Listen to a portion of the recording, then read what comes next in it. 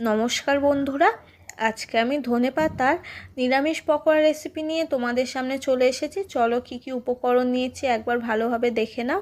ধনেপাতার পকোড়াটি আমি আজ খুবই অল্প উপকরণ দিয়ে বানিয়ে নেব।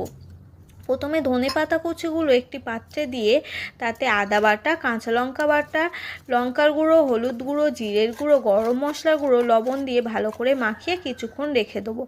তারপরে অল্প অল্প বেসন দিয়ে ধনেপাতার সাথে ভালো করে মাখিয়ে পরিমাণ মতন জল দিয়ে ভালো করে ফেটিয়ে নেব। তারপরে আমি 10 মিনিট রেস্টে রেখে দেবো। একটি কড়াইতে তেল গরম করতে দিয়ে আবারও ভালো করে ফেটিয়ে নিয়ে তাতে আমি ছোট ছোট করে পকোড়া আকার দিয়ে ভেজে নেব। ভালো করে লাল লাল করে ভেজে আমি একটি পাত্রেতে তুলে নিলাম। ধনেপাতার পকোড়া আমার একদম রেডি। আজকের মতন টাটা বন্ধুরা, আবার দেখা হবে।